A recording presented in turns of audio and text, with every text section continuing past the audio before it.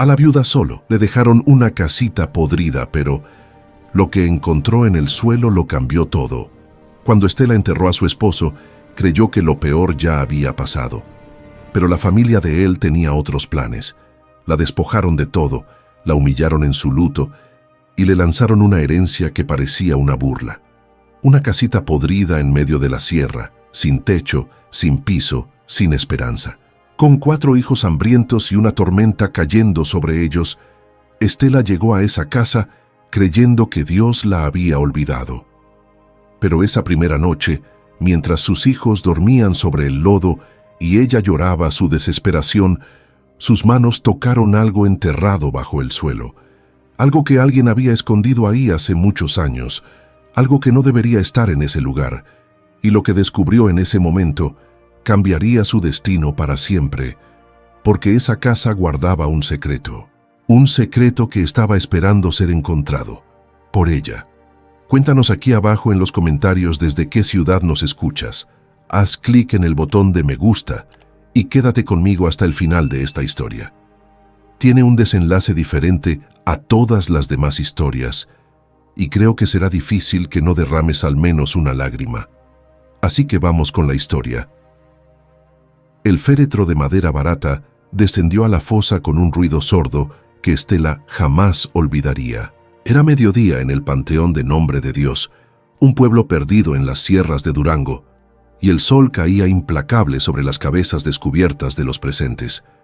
Apenas 15 personas rodeaban la tumba de Rodrigo Salazar, y la mitad eran vecinos curiosos que habían llegado por compromiso, no por cariño. Los hermanos de su esposo, Gustavo y Leonel, permanecían apartados, con las manos en los bolsillos y las miradas fijas en el suelo. Su cuñada Berenice ni siquiera se había molestado en venir. Estela apretó las manos de sus 4 hijos contra su falda negra. Toño, el mayor, tenía 11 años y mantenía la quijada tensa como había visto hacer a su padre. Lupita, de 9, sollozaba en silencio, limpiándose las lágrimas con el dorso de la mano.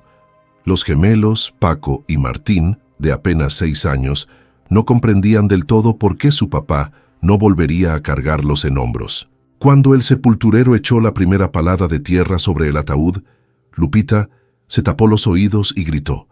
Estela la abrazó con fuerza, sintiendo cómo el cuerpo de su hija temblaba como hoja al viento.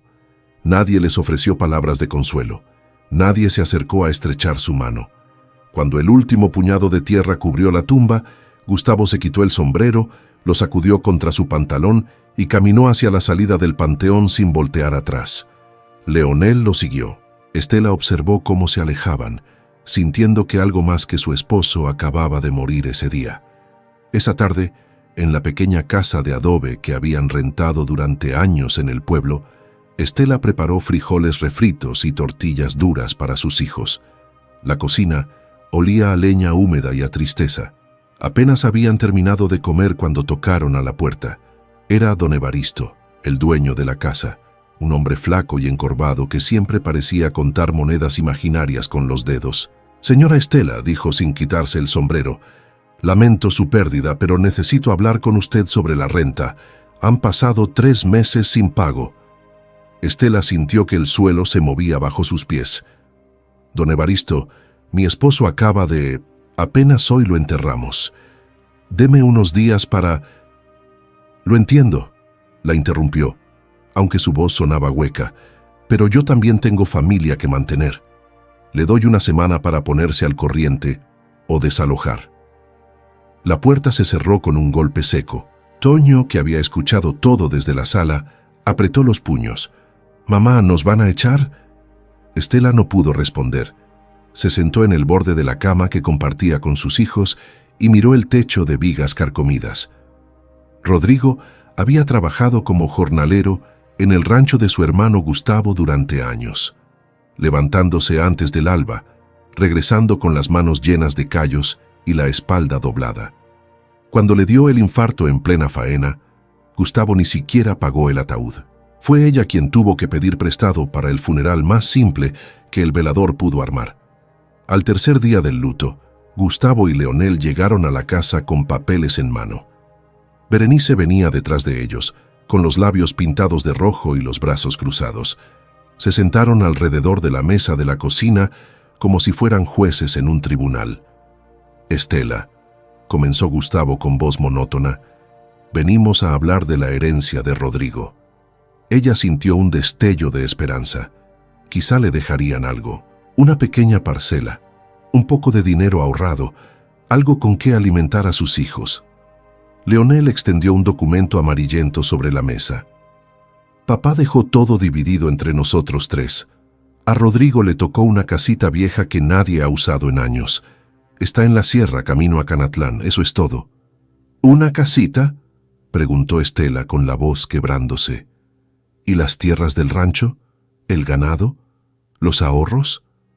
Berenice soltó una risa breve y cruel. «Eso nos toca a los que trabajamos, no a las viuditas que solo saben llorar». Gustavo ni siquiera la miró a los ojos. «La casa está en tus manos.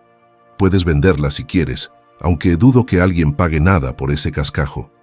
Nosotros ya cumplimos con lo que dice el papel». Dejaron el documento sobre la mesa y se marcharon sin despedirse. Estela observó el papel con manos temblorosas. La dirección decía simplemente: Kilómetro 18, carretera a Canatlán, desvío al Cerro de los Pinos. No había foto, no había descripción, solo eso. Lupita se acercó y tomó la mano de su madre. «¿Vamos a ir a esa casa, mamá?». Estela cerró los ojos.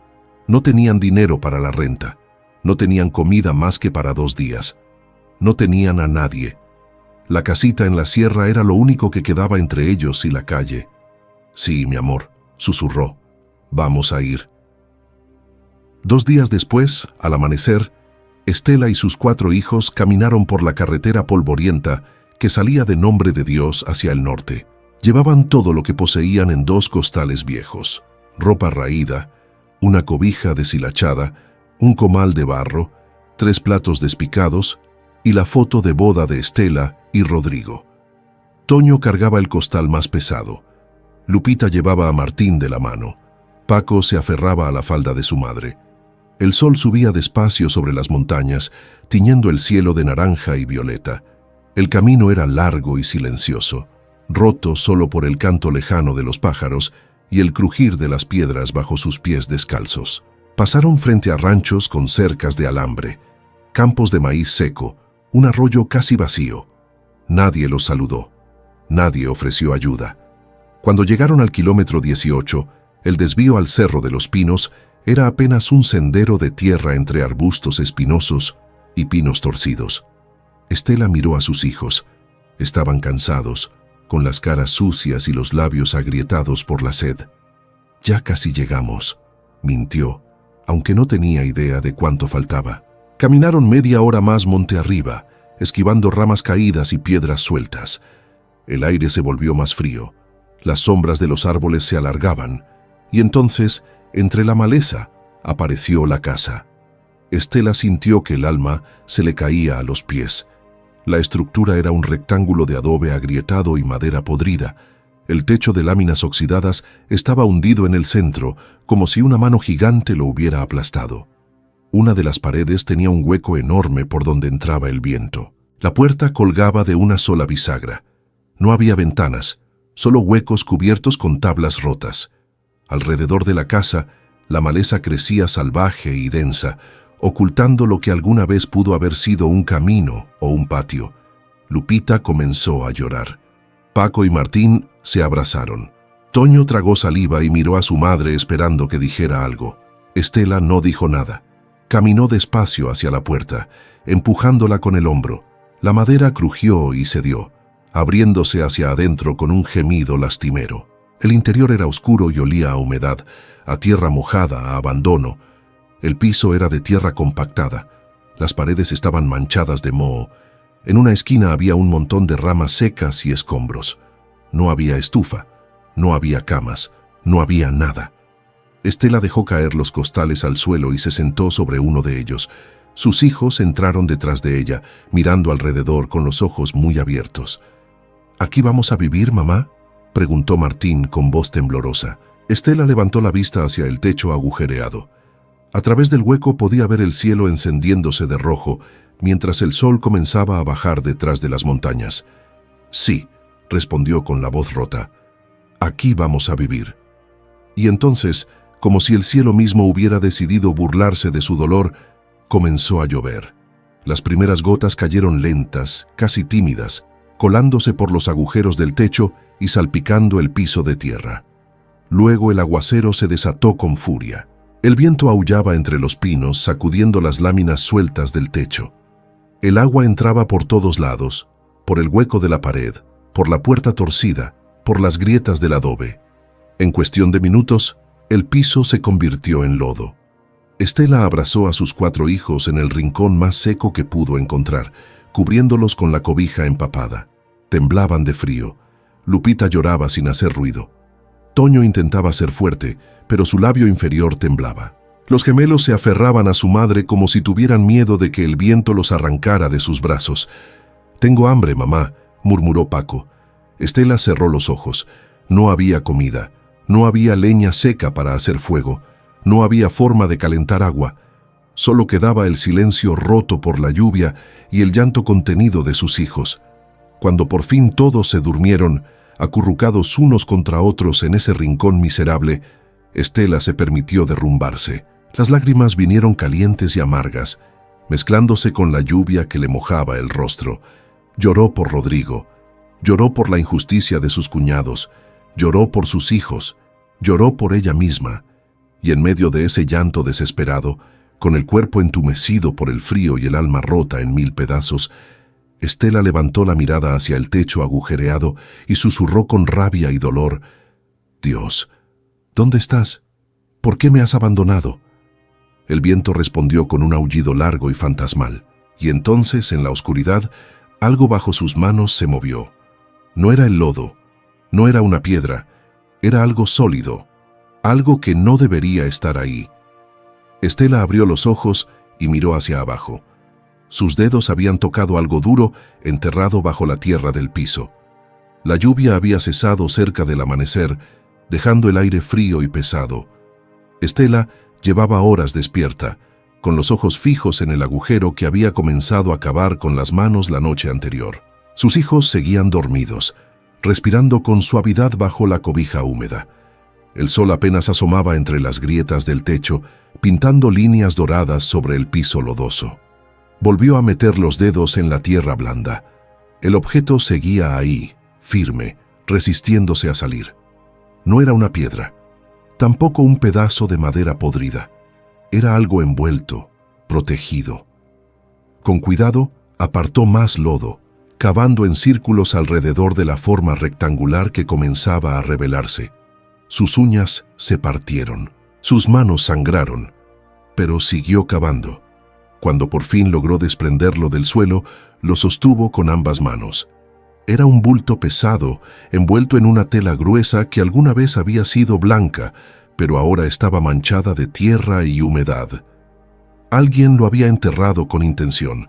Alguien lo había escondido ahí, debajo del piso de esa casa abandonada, esperando que nadie lo encontrara, o esperando que alguien lo hiciera.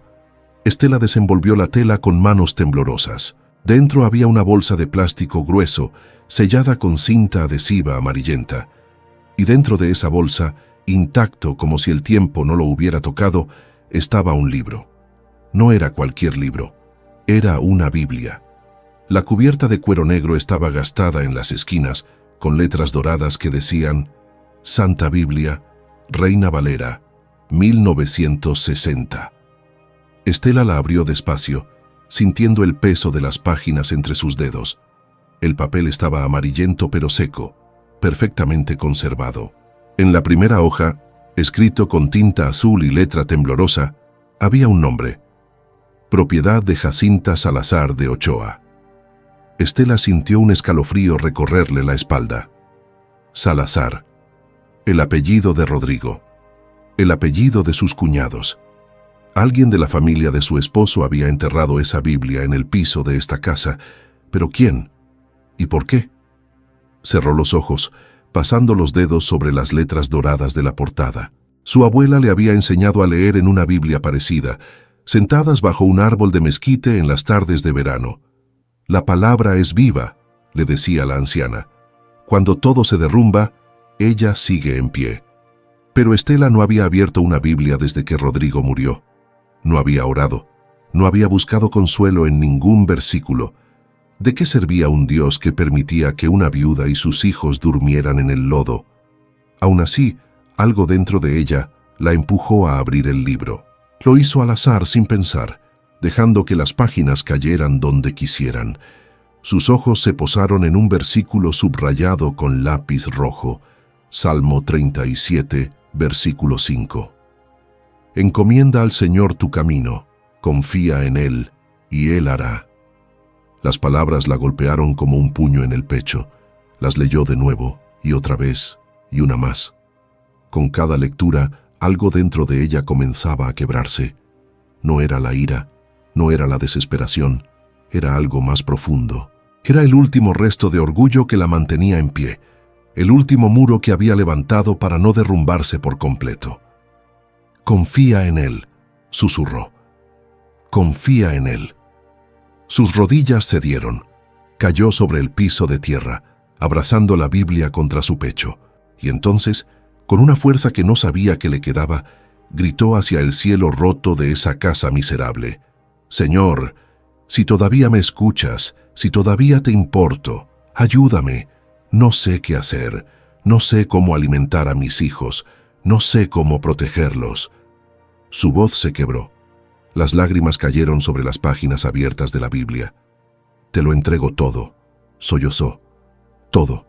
Mi dolor, mi miedo, mis hijos, esta casa, mi vida, porque yo ya no puedo más». El silencio que siguió fue absoluto. Ni siquiera el viento se atrevía a soplar. Y entonces, desde la cobija en el rincón, llegó la voz de Toño. «Mamá, ¿estás bien?». Estela se limpió las lágrimas con el dorso de la mano y se volvió hacia sus hijos. Los cuatro estaban despiertos, mirándola con ojos grandes y asustados. Lupita tenía las mejillas mojadas. Paco y Martín se aferraban el uno al otro. «Estoy bien», mintió, aunque su voz temblaba. «Estoy bien». Toño señaló la Biblia. «¿Qué es eso?». Estela miró el libro en sus manos. «Es una Biblia. La encontré enterrada en el piso». Lupita se acercó despacio tocando la cubierta con un dedo. «¿Por qué alguien la enterraría?». «No lo sé, mi amor, pero creo que alguien quería que la encontráramos». Se quedaron en silencio por un momento, escuchando el canto de los pájaros afuera. Luego Estela se puso de pie, sacudiéndose el lodo de la falda. «Vamos a limpiar esta casa», dijo con una voz más firme de lo que se sentía. «Vamos a hacer que funcione. No sé cómo, pero lo vamos a hacer». Los niños la miraron sin entender cómo era posible, pero algo en el tono de su madre, algo en la forma en que sostenía esa Biblia, les hizo creer que tal vez, solo tal vez, no todo estaba perdido. Pasaron el resto de la mañana barriendo el lodo, sacando las ramas secas, destapando los huecos de las ventanas para que entrara luz. Toño encontró unas láminas de metal apoyadas contra un árbol cercano y las usó para tapar parte del agujero en el techo. Lupita juntó piedras planas para hacer un fogón improvisado. Los gemelos ayudaron a apilar ramas secas que podían servir de leña cuando se secaran. No era mucho, pero era algo. Al mediodía, Estela salió a explorar los alrededores. La casa estaba en medio de un claro rodeado de pinos y encinos. Había un arroyo a unos 100 metros, con agua clara que corría sobre piedras lisas. Más allá, el bosque se volvía más denso, oscuro, silencioso. Mientras llenaba una lata vieja con agua del arroyo, escuchó el crujido de ramas a su espalda. Se volvió rápido, con el corazón en la garganta. Un hombre salió de entre los árboles. Era alto, de piel quemada por el sol, con barba de varios días y ropa de trabajo gastada. Llevaba una mochila colgada al hombro y un bastón de madera en la mano. Sus ojos eran oscuros, penetrantes, del tipo de mirada que parecía ver más allá de las apariencias. «Buenos días», dijo con voz tranquila. Estela retrocedió un paso, apretando la lata contra su pecho. «Buenos días. El hombre señaló hacia la casa con el bastón. ¿Vive usted ahí? Sí, respondió con cautela. Es mi casa. Él asintió despacio, como si estuviera considerando algo. Esa casa lleva abandonada más de 20 años. Pensé que nadie volvería a habitarla.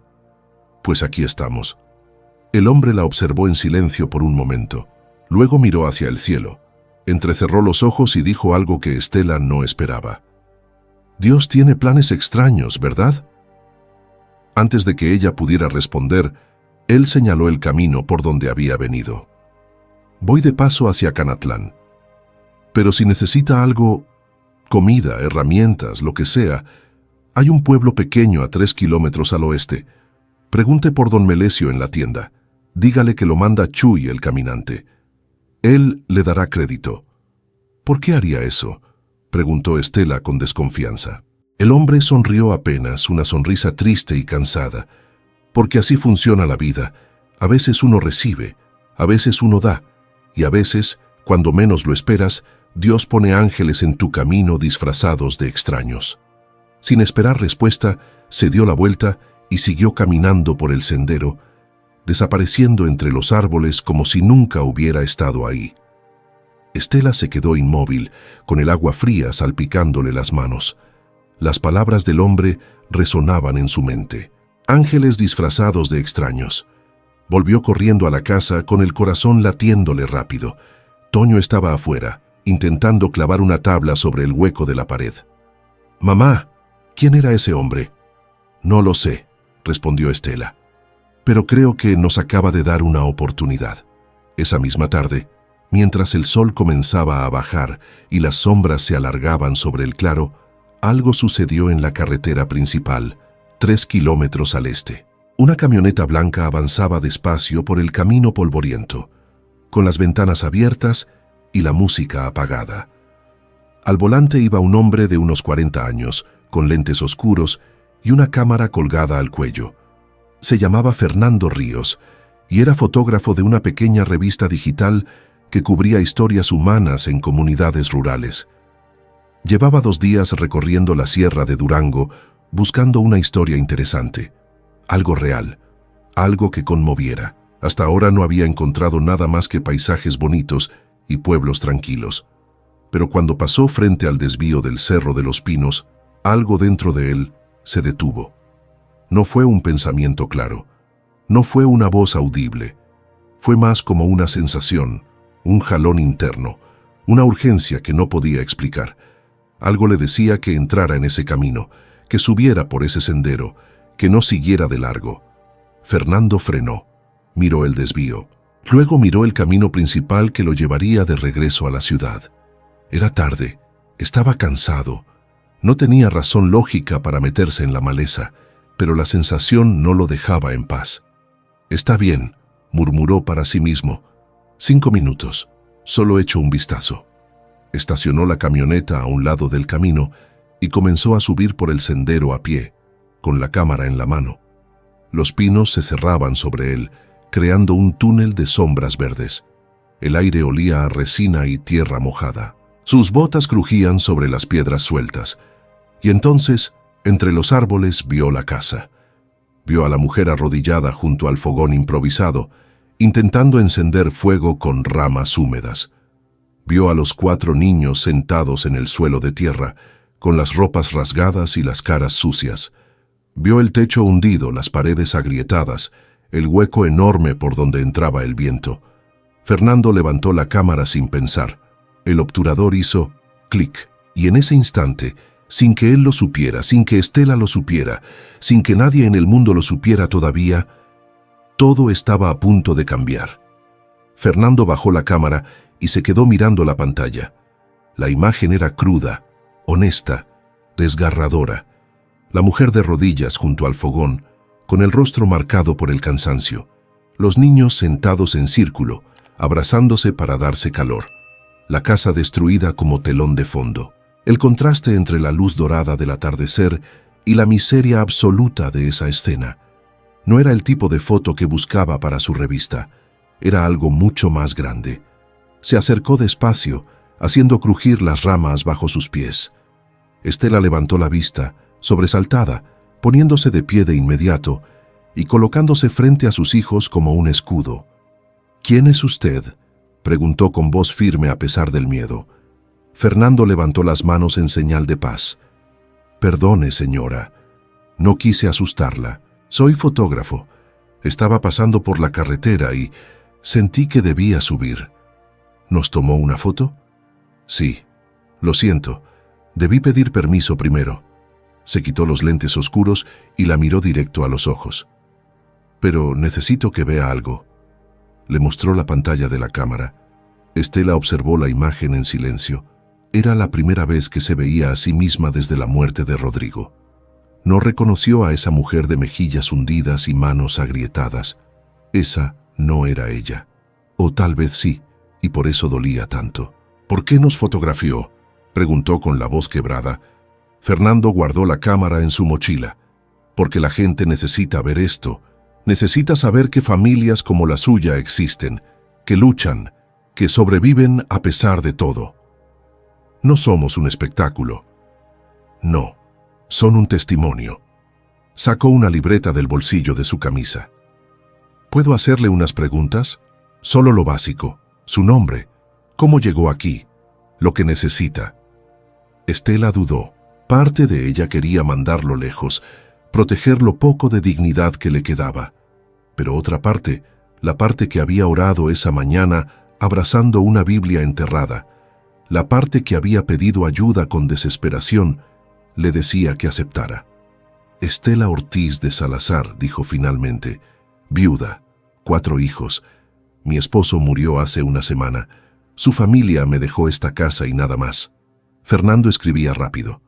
«¿Tienen comida?». «Para hoy sí, para mañana no sé». «¿Agua?». «Hay un arroyo cerca». «¿Trabajo?». Estela soltó una risa amarga. «¿Trabajo? Vivo en medio de la nada con 4 niños. ¿Quién me va a dar trabajo?». Fernando cerró la libreta. Miró a los niños, que lo observaban con mezcla de curiosidad y desconfianza. Luego volvió a mirar a Estela. «Voy a publicar su historia. En mis redes, en mi revista, donde sea que la gente pueda verla. No le prometo nada, pero a veces las historias correctas encuentran a las personas correctas». «¿Y eso nos va a ayudar?». «No lo sé, pero quedarse aquí sin que nadie sepa que existen tampoco los va a ayudar». Estela asintió despacio. No tenía nada que perder. Fernando se despidió con un apretón de manos y comenzó a bajar por el sendero. Cuando llegó a su camioneta, abrió su laptop y comenzó a escribir. No era un texto largo. No necesitaba hacerlo. En las sierras de Durango, a 3 kilómetros de cualquier ayuda, vive una viuda con 4 hijos en una casa que está a punto de caerse. No tienen comida, no tienen ropa, no tienen esperanza, pero siguen en pie. ¿Alguien puede ayudar a esta familia? Adjuntó la foto, la subió a Facebook, Instagram y Twitter. Etiquetó a grupos de ayuda comunitaria, organizaciones civiles, medios de comunicación locales. Luego cerró la laptop, arrancó la camioneta y se fue, sin saber que acababa de encender una chispa que se convertiría en fuego. La primera compartida llegó a los 10 minutos, luego otra y otra más. Para la medianoche, la publicación tenía 2.000 compartidas. Al amanecer del día siguiente, llevaba 50.000. Y no paró ahí. La foto de Estela y sus hijos se volvió viral. No por morbo, no por lástima barata, sino porque algo en esa imagen tocaba una fibra profunda en las personas. La dignidad en medio del dolor, la fortaleza en medio de la ruina, la mirada de una madre que se niega a rendirse aunque no le quede nada. Los comentarios se multiplicaban por miles. Gente de Durango, de Chihuahua, de Monterrey, de Ciudad de México, de Estados Unidos. Todos preguntaban lo mismo: ¿cómo podemos ayudar? En 48 horas la publicación superó los 2 millones de compartidas. Y entonces empezaron a llegar. El primer vehículo que subió por el sendero del Cerro de los Pinos fue una camioneta pick-up roja cargada con bolsas de arroz, frijol, aceite, atún enlatado y paquetes de tortillas. Al volante venía una mujer de unos 60 años con lentes gruesos y una sonrisa amable. Se llamaba Doña Rosario y venía desde Nombre de Dios. «Vi tu foto en Facebook», le dijo a Estela mientras descargaba las bolsas, y dije, «Esa mujer necesita comida y yo tengo comida». Así de simple. Estela no pudo hablar. Solo abrazó a Doña Rosario y lloró sobre su hombro. Una hora después, llegó un señor en bicicleta con 2 cobijas nuevas y un paquete de velas. Luego una pareja joven con ropa de niño que sus propios hijos ya no usaban. Luego un grupo de estudiantes universitarios con herramientas, clavos, martillos y ganas de trabajar. Para el final del día, el claro frente a la casa parecía una feria. Había gente por todas partes. Unos levantaban las láminas caídas del techo, otros mezclaban cemento para tapar las grietas de las paredes. Las mujeres organizaban la comida. Los niños jugaban con Toño, Lupita, Paco y Martín, enseñándoles juegos que habían olvidado. Estela caminaba entre todos ellos sin poder creerlo.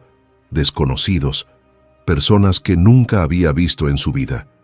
Y todos ahí por una foto, por una historia, por una oración que había salido de su boca rota y desesperada apenas 2 días atrás. «Señora Estela», llamó una voz desde la entrada del sendero. Ella se volvió. Un hombre bajaba de una camioneta blanca, con las manos en los bolsillos y la mirada seria. Era mayor, de unos 50 años, con el rostro curtido por el sol y las manos callosas de quien ha trabajado toda la vida con las manos. Vestía ropa de trabajo limpia pero gastada, pantalón de mezclilla, camisa a cuadros, botas viejas. «Me llamo Esteban Fuentes», dijo quitándose el sombrero. «Soy albañil, vengo de Canatlán». «Mucho gusto, don Esteban». Él señaló la casa con un gesto de la cabeza. «Vi su foto en las redes y leí su historia, y me recordó a alguien». «¿A quién?». Esteban miró hacia el suelo apretando el sombrero entre las manos. «A mi esposa. Ella murió hace 5 años. Cáncer. Me dejó solo con 2 hijos pequeños.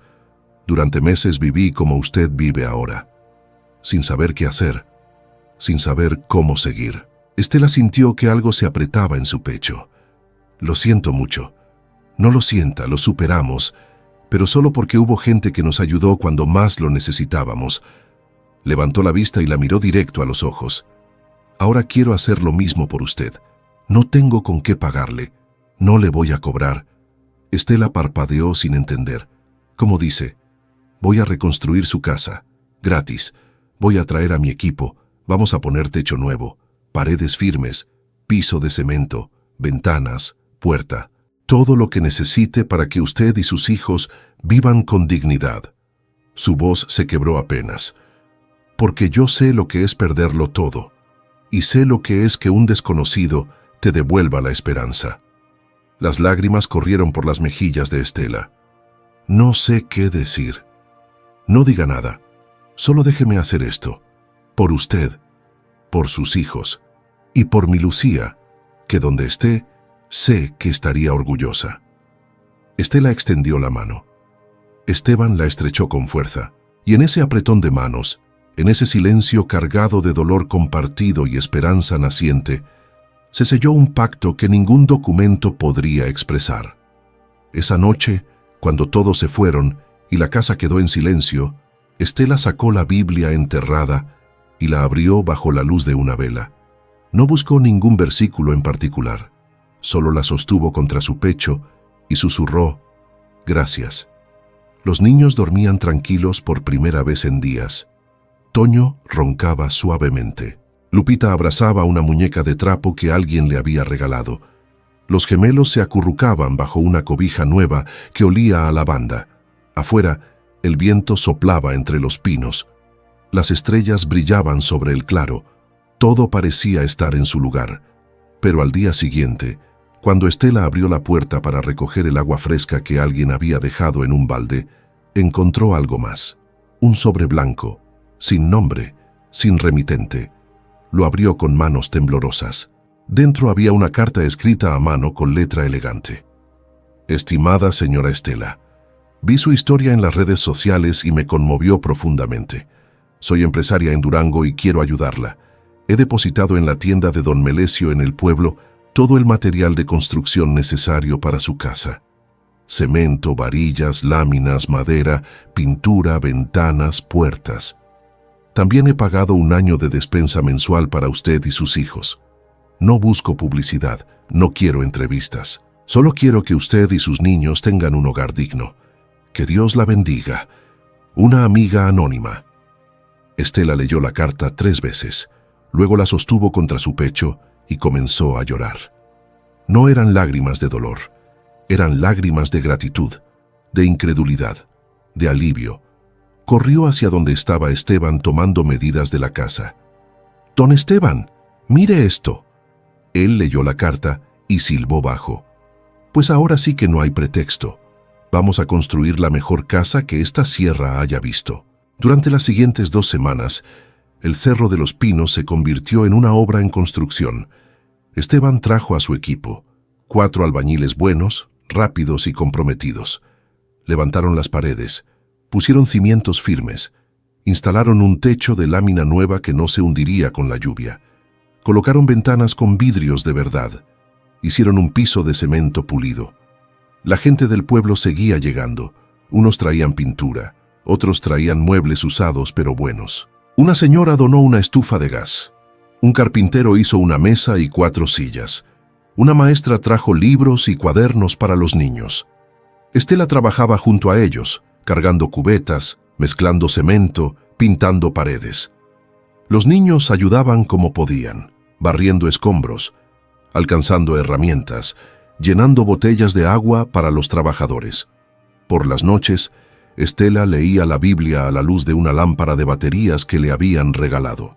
Los niños se sentaban a su alrededor y escuchaban las historias de fe, de milagros, de liberación, y aunque eran pequeños, entendían que estaban viviendo su propio milagro. La casa estaba casi terminada. Las paredes lucían blancas y firmes. El techo brillaba bajo el sol. Las ventanas dejaban entrar la luz sin dejar pasar el frío. Había una cocina con estufa y trastes. Había 2 cuartos con camas y cobijas. Había dignidad. Estela estaba afuera, colgando ropa limpia en un tendedero que Esteban había construido, cuando Toño salió corriendo de la casa. «¡Mamá! Martín se siente mal». Ella soltó la sábana que estaba colgando y corrió adentro. Martín estaba sentado en el piso, con la cara pálida y sudorosa. Temblaba. «Me duele la panza, mamá», susurró. Estela le tocó la frente. Estaba ardiendo. «¿Desde cuándo te sientes así?» «Desde anoche, pero no quería decir nada». Lupita apareció en la puerta. «Yo también me sentí mal ayer, pero ya se me pasó». Estela cargó a Martín en brazos. No pesaba casi nada. «Vamos al pueblo. Necesitamos ver a un doctor». Esteban, que había escuchado todo, ya estaba encendiendo su camioneta. «Súbase. Yo los llevo». En el centro de salud del pueblo, la doctora revisó a Martín con expresión seria. Le hizo preguntas. Le palpó el abdomen. Le tomó la temperatura. Luego pidió hablar con Estela a solas. «Su hijo tiene síntomas preocupantes», dijo con voz calmada pero grave. «Necesita estudios más completos, análisis de sangre, tal vez una ecografía. Hay un hospital en Durango que puede hacerlos, pero... ¿Pero qué?». La doctora dudó. «Pero cuesta dinero, y no es poco». Estela sintió que el piso se movía bajo sus pies. Apenas estaban saliendo de un abismo y ya estaban cayendo en otro. ¿Cuánto? Varios miles de pesos. Dependiendo de lo que encuentren, podría ser más. Estela miró hacia la sala de espera donde sus 4 hijos la esperaban. Toño sostenía a Martín en su regazo. Lupita y Paco estaban sentados a su lado, callados y asustados. «Doctora», dijo con la voz temblando, «hace un mes no tenía ni una casa, y de la nada la gente me ayudó. Me levantaron, me dieron esperanza. Si pudieron hacer eso, ¿cree que puedan ayudarla otra vez?». Estela cerró los ojos. Pensó en la Biblia enterrada, en la oración desesperada, en Fernando y su cámara, en Esteban y su promesa, en la empresaria anónima, en todos los desconocidos que se habían convertido en ángeles. «Sí», susurró. «Sí, lo creo». Esa noche, Fernando publicó un nuevo mensaje en redes sociales. La foto esta vez era de Martín, pálido pero sonriendo débilmente desde los brazos de su madre. El hijo de Estela está enfermo, necesita estudios médicos urgentes. La casa ya está casi lista, pero ahora enfrenta una nueva batalla. Podemos ayudarla una vez más. En menos de 6 horas el mensaje se había compartido 100,000 veces y las donaciones comenzaron a llegar. 50 pesos, 100 pesos, 500, 1000, de cuentas anónimas, de gente con nombres comunes, de personas que probablemente también tenían problemas, pero que eligieron compartir lo poco que tenían. Para el amanecer, habían reunido suficiente dinero para los estudios, y para el mediodía del día siguiente, mientras Estela esperaba los resultados en el hospital de Durango, con las manos entrelazadas y los ojos cerrados en oración. La puerta del consultorio se abrió. La doctora salió con una carpeta en las manos y una expresión que Estela no pudo descifrar. «Señora Estela», dijo con voz seria, «necesitamos hablar». Estela se aferró al respaldo de la silla. Las paredes del consultorio parecían cerrarse sobre ella. La doctora, una mujer de unos 40 años, con el cabello recogido en una cola de caballo, sostenía la carpeta contra su pecho como si pesara más de lo debido. «Siéntese, por favor», dijo señalando la silla frente al escritorio. «Prefiero estar de pie». La voz de Estela sonaba firme, pero sus piernas temblaban. «Dígame qué tiene mi hijo». La doctora abrió la carpeta y extendió unas hojas con números, gráficas y términos médicos que Estela no entendía. Los análisis de sangre muestran una alteración importante en los glóbulos blancos. La ecografía reveló una masa en el abdomen. Necesitamos hacer una biopsia para confirmar, pero todo indica que se trata de un linfoma. ¿Un linfoma? Estela repitió la palabra como si fuera de otro idioma. ¿Qué es eso? Es un tipo de cáncer que afecta el sistema linfático. La doctora hablaba con cuidado, midiendo cada palabra. En niños puede ser agresivo, pero también tiene buenas tasas de respuesta al tratamiento si se detecta a tiempo.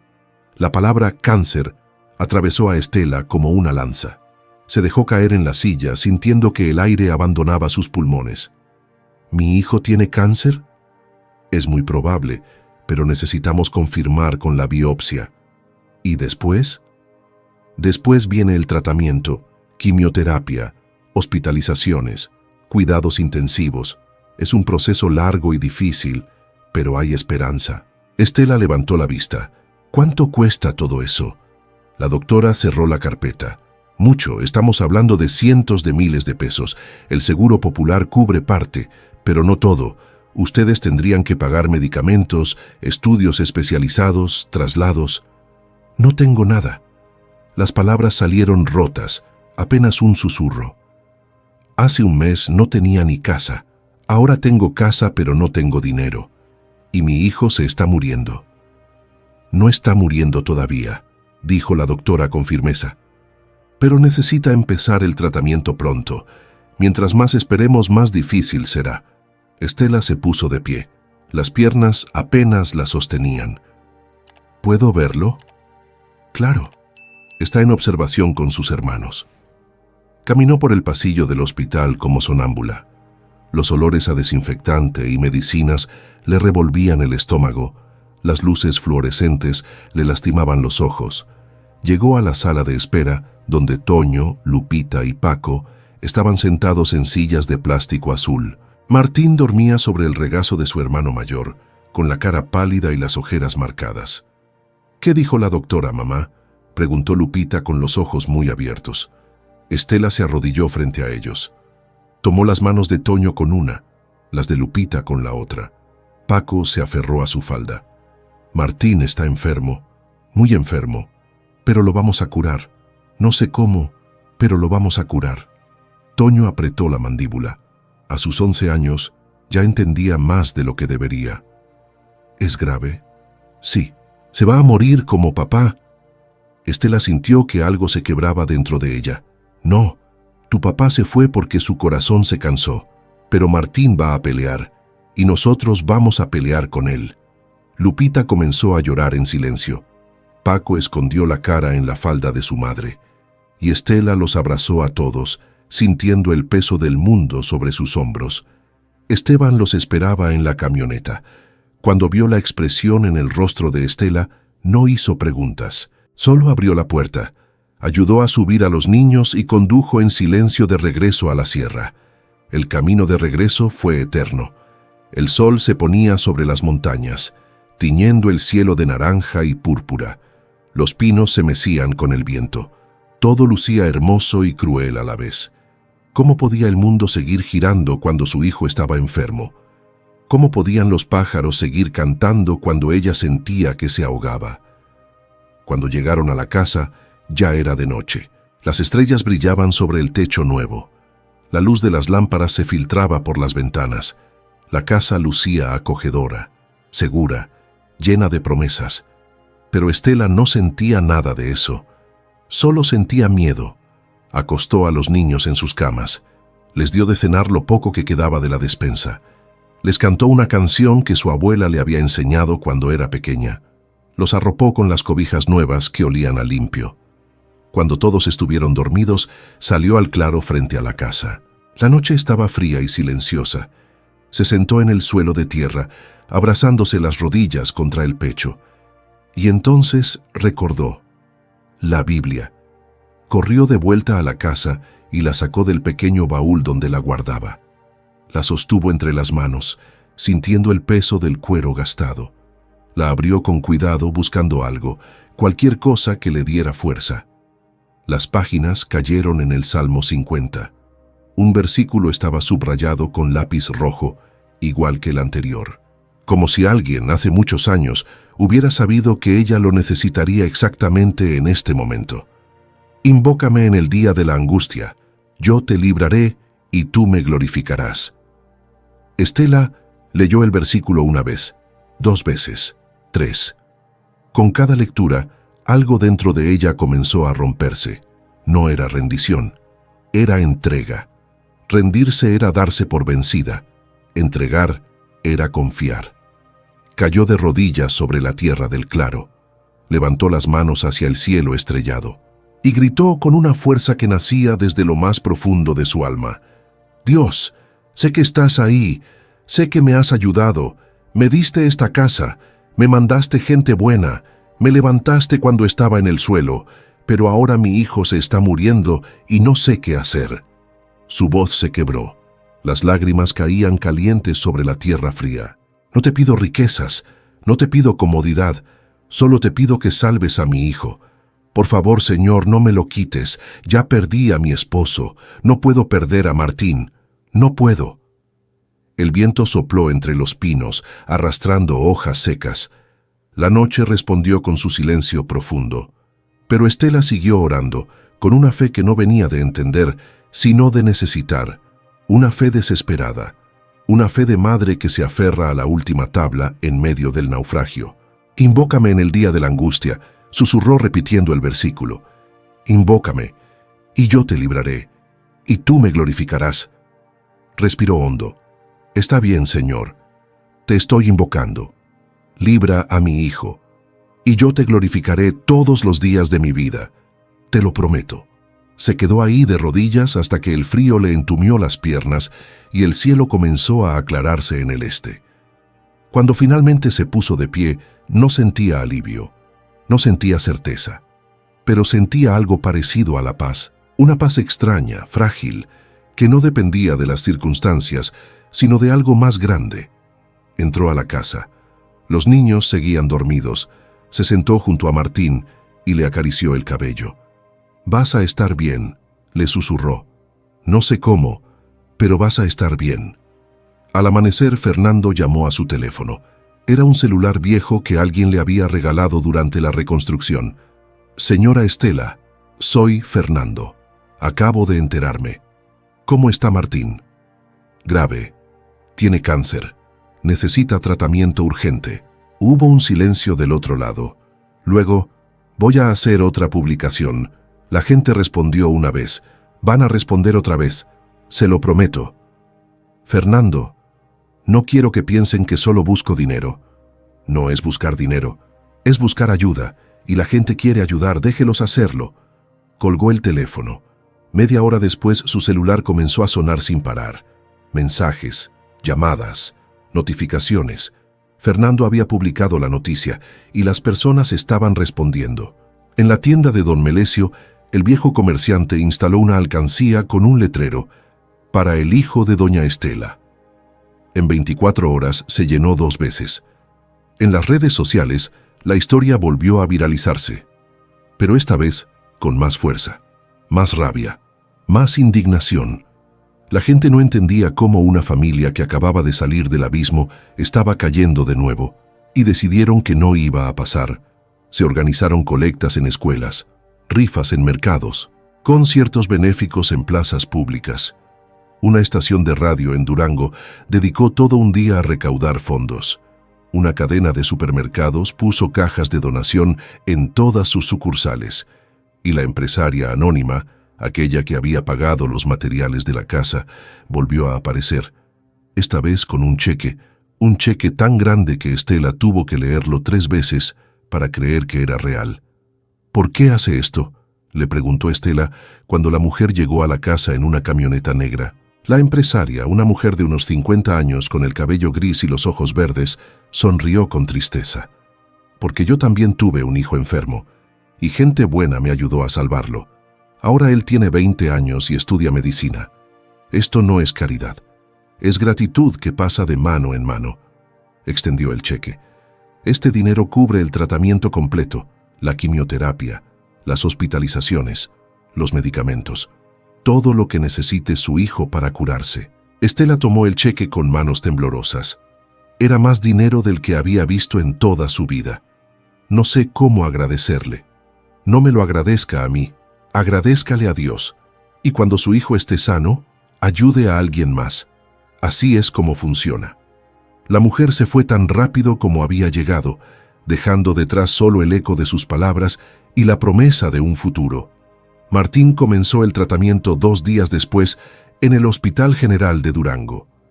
La quimioterapia fue brutal. El niño vomitaba, perdía el cabello, lloraba de dolor en las noches. Estela dormía en una silla junto a su cama, sosteniéndole la mano, cantándole canciones, leyéndole la Biblia. Toño, Lupita y Paco se quedaban con Esteban y su familia en Canatlán. Los niños los visitaban los fines de semana trayendo dibujos, flores del campo, palabras de ánimo. «Vas a estar bien, Martín», le decía Lupita. «Dios te va a curar». Y Martín, débil y cansado, sonreía apenas. «Lo sé». Los meses pasaron lentos y pesados. Hubo momentos en que Estela creyó que todo estaba perdido. Momentos en que los doctores movían la cabeza con preocupación. Momentos en que las enfermeras bajaban la voz al hablar de pronósticos. Pero Martín seguía luchando y Estela seguía orando. 6 meses después del diagnóstico, la doctora entró al cuarto con una sonrisa. Era la primera vez que Estela la veía sonreír. «Señora Estela», dijo con voz emocionada, «tengo buenas noticias». Estela se puso de pie tan rápido que la silla cayó al suelo. «¿Qué pasó?» «Los últimos estudios muestran que el tumor ha desaparecido por completo. No hay rastro de células cancerígenas. Martín está en remisión». El mundo se detuvo. El tiempo se congeló. Estela miró a su hijo, que la observaba desde la cama con los ojos muy abiertos. «¿Eso quiere decir que estoy curado?», preguntó Martín. La doctora asintió. «Sí, mi amor, estás curado». Estela cayó de rodillas junto a la cama. Tomó la mano de Martín entre las suyas y la apretó contra su frente. Las lágrimas caían sin control, pero esta vez eran lágrimas de alegría, de gratitud, de fe cumplida. «Gracias», susurró. «Gracias, Dios. Gracias». Martín le acarició el cabello. «No llores, mamá. Ya estoy bien». Pero Estela no podía parar. Lloró por todo lo que habían vivido, por todo lo que habían perdido, por todo lo que habían ganado. Lloró por Rodrigo, que no estaba ahí para ver a su hijo sano.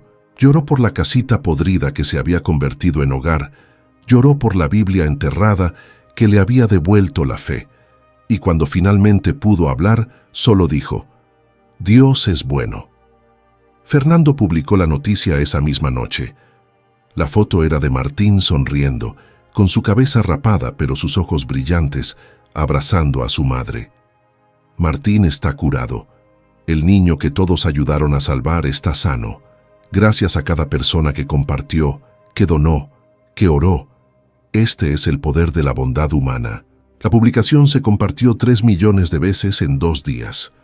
Los comentarios eran miles, gente llorando de alegría, gente dando gracias, gente diciendo que la historia de Estela y Martín les había devuelto la fe en la humanidad. Una semana después, Estela y Martín regresaron a la casa en las sierras. Esteban, Toño, Lupita y Paco los esperaban en el claro. Habían colgado un letrero sobre la puerta: «Bienvenidos a casa». La casa lucía más hermosa que nunca. Las paredes blancas brillaban bajo el sol.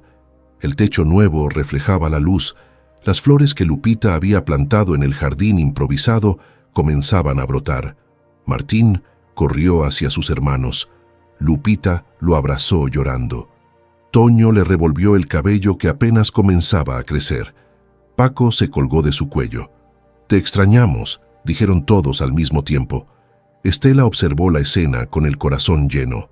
Miró la casa, miró a sus hijos, miró el cielo azul sobre las montañas y supo, con una certeza que no necesitaba explicación, que todo había sido parte de un plan más grande.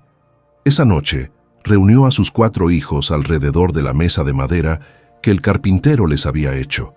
Abrió la Biblia enterrada y la colocó en el centro. «Esta Biblia nos salvó», dijo con voz firme. «Nos recordó que no estamos solos, que hay un Dios que escucha, que hay gente buena en el mundo y que los milagros existen». Martín tocó la cubierta de cuero con reverencia. «¿Quién la enterró, mamá?» «No lo sé, pero creo que alguien sabía que un día la íbamos a necesitar». Toño frunció el ceño. «¿Y si nos pasa algo malo otra vez?» Estela sonrió. No era una sonrisa triste, era una sonrisa de quien ha pasado por el fuego y ha salido del otro lado. «Entonces vamos a enfrentarlo, juntos, con fe, como lo hemos hecho hasta ahora». Se tomaron de las manos alrededor de la mesa, cerraron los ojos, y Estela oró con una voz clara y agradecida: «Gracias, Señor, por esta casa, por la comida en nuestra mesa, por la salud de mis hijos, por cada persona que nos ayudó cuando más lo necesitábamos, y gracias por recordarnos que nunca estuvimos solos». Los niños respondieron al unísono: «Amén». Afuera, el viento soplaba suave entre los pinos. Las estrellas comenzaban a aparecer en el cielo oscuro, y en algún lugar de la sierra, un caminante solitario sonreía, sabiendo que su palabra había llegado a tiempo. Pero la historia no terminaba ahí, porque al día siguiente, cuando Estela bajó al pueblo a agradecer personalmente a don Melesio, encontró algo que le heló la sangre: un sobre negro, con su nombre escrito en letras rojas, y dentro una sola frase que lo cambiaría todo otra vez: «La casa que te dieron no es tuya. Nunca lo fue». Estela sostuvo el sobre negro como si quemara. Sus manos temblaban. El mercado de Nombre de Dios bullía a su alrededor con el ruido de los vendedores pregonando verduras, el regateo de las señoras, el llanto de los niños, pero ella no escuchaba nada. Solo el latido de su propio corazón golpeando contra sus costillas. Don Melesio salió de detrás del mostrador, limpiándose las manos en el delantal. «¿Qué pasa, doña Estela?». Se puso pálida. Ella le mostró el sobre. «¿Quién dejó esto?». El viejo comerciante se rascó la cabeza. «Un muchacho que no conozco. Llegó hace 1 hora en una motocicleta, preguntó por usted, dejó eso y se fue. No dijo su nombre». «¿Cómo era?». «Joven, 20 y tantos años, con lentes oscuros, vestía de negro». Don Melesio frunció el ceño. «¿Está en problemas?». Estela no respondió. Volvió a leer la nota. «La casa que te dieron no es tuya. Nunca lo fue». Las letras rojas parecían sangrar sobre el papel. «Necesito ver a un abogado», murmuró. «El licenciado Vargas tiene un despacho en la plaza. Él la puede orientar». Estela caminó rápido por las calles empedradas del pueblo. El sol de mediodía caía implacable.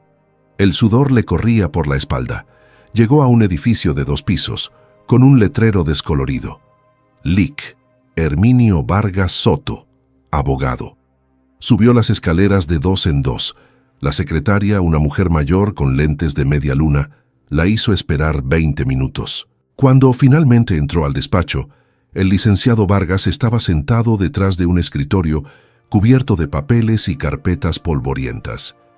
Era un hombre gordo, de unos 60 años, con bigote canoso y una expresión de fastidio permanente. «Siéntese», dijo sin levantar la vista de un documento. Estela se sentó en el borde de la silla. «Licenciado, necesito su ayuda.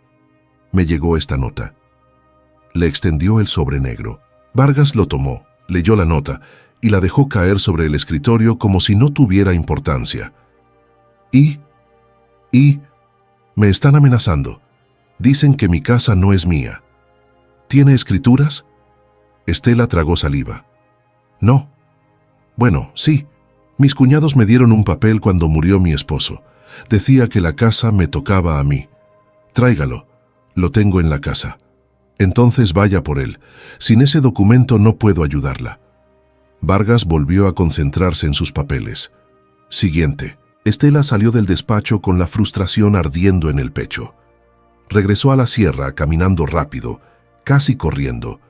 Cuando llegó a la casa, los niños estaban jugando afuera. Martín perseguía a Paco entre los árboles. Lupita hacía trenzas con flores. Toño reparaba una cerca que se había caído. «Mamá, ¿qué pasó?», preguntó Toño al verla entrar como tromba. «Nada. Todo está bien». Mentira. Nada estaba bien. Buscó en el baúl donde guardaba los pocos documentos que tenía: el acta de matrimonio, las actas de nacimiento de los niños, el acta de defunción de Rodrigo. Y ahí, doblado y amarillento, estaba el papel que Gustavo le había entregado. Lo desdobló con cuidado. Era un documento escrito a máquina fechado 25 años atrás. Decía que el señor Eusebio Salazar, padre de Rodrigo, Gustavo y Leonel, dividía sus bienes entre sus 3 hijos. A Rodrigo le tocaba la propiedad ubicada en el kilómetro 18 de la carretera a Canatlán, conocida como la Casa del Cerro de los Pinos. Parecía legítimo, tenía firma, tenía testigos, pero algo no encajaba. ¿Por qué alguien diría que no era suya si el papel lo decía claramente? Al día siguiente, Estela volvió al despacho del licenciado Vargas con el documento en mano. Él lo leyó en silencio, moviendo los labios mientras repasaba cada línea. Luego levantó la vista. Este papel no es una escritura legal. Estela sintió que el piso se abría bajo ella. ¿Qué? Es solo un convenio familiar. No está registrado en el registro público de la propiedad. Técnicamente, esta casa sigue a nombre del señor Eusebio Salazar. ¿Y si él murió sin hacer testamento oficial? ¿Qué significa eso? Vargas se reclinó en su silla, haciendo crujir el respaldo. Significa que cualquiera de los herederos puede reclamar esa propiedad, incluso venderla sin su consentimiento. El aire abandonó los pulmones de Estela. Pero la reconstruimos, invertimos dinero, la gente donó materiales. Es nuestra casa. Las mejoras no le dan derecho legal sobre el terreno. Vargas juntó las manos sobre el escritorio. Mi consejo: hable con sus cuñados. Lleguen a un acuerdo, que le firmen una cesión de derechos ante notario. Eso le dará seguridad jurídica. ¿Y si no quieren? Entonces prepárese para un litigio largo y costoso, y probablemente lo pierda. Estela salió del despacho con las piernas temblorosas. Afuera, el sol seguía brillando. Los niños seguían jugando en las calles. El mundo seguía girando como si nada. Pero su mundo se estaba desmoronando otra vez. Esa noche, después de acostar a los niños, Estela se sentó en el pequeño porche que Esteban había construido. La luna llena iluminaba el claro con luz plateada. Los grillos cantaban entre los pinos. Todo lucía pacífico, pero ella no sentía paz. Escuchó pasos sobre la tierra. Esteban apareció caminando por el sendero con una linterna en la mano. «Don Esteban, ¿qué hace aquí tan tarde?» Vi su luz encendida y me imaginé que algo andaba mal. Se sentó en el escalón junto a ella. «Cuénteme». Estela le contó todo: la nota, el abogado, el documento inválido, el miedo de perder la casa. Esteban escuchó en silencio, asintiendo de vez en cuando. Cuando ella terminó, él se quitó el sombrero y lo giró entre las manos. «Doña Estela, ¿puedo decirle algo que aprendí cuando perdí a mi Lucía?» «Dígame». «Aprendí que el mundo está lleno de gente mala que quiere quitarte lo poco que tienes, pero también está lleno de gente buena dispuesta a defender lo que es justo». La miró directo a los ojos. «Usted no está sola en esto. Todos los que la ayudamos a construir esta casa, vamos a ayudarla a defenderla. No quiero causarles problemas. No es problema, es justicia».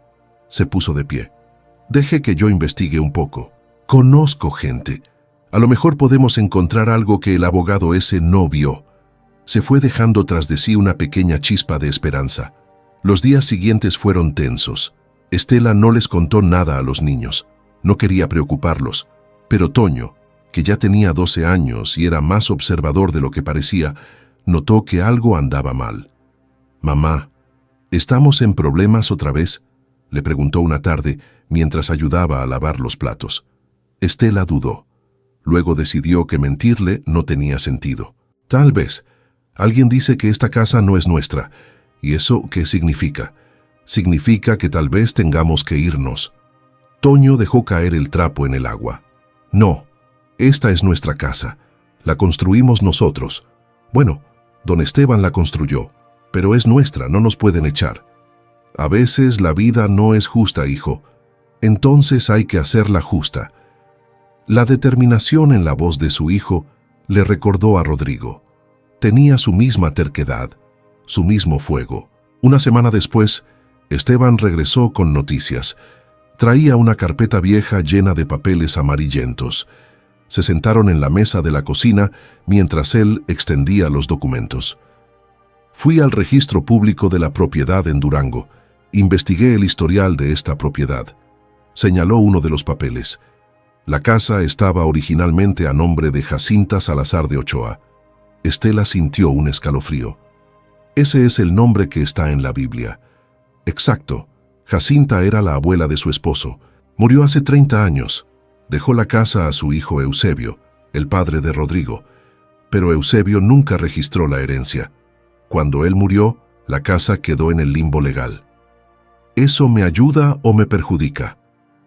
«Le ayuda, porque encontré algo más». Sacó otro documento. Jacinta hizo un testamento, y en ese testamento especifica que la casa debe pasar al nieto que más la necesite. No dice cuál nieto, dice el que más la necesite. Estela tomó el papel con manos temblorosas. Las letras estaban borrosas, escritas con tinta desvanecida, pero ahí estaba, claramente. «Lego la propiedad del Cerro de los Pinos al nieto o nieta que en el momento de mi muerte o después tenga mayor necesidad de refugio y amparo». «¿Qué significa esto?». Esteban sonrió. «Significa que usted, como viuda de Rodrigo y madre de sus hijos, tiene más derechos sobre esta casa que sus cuñados.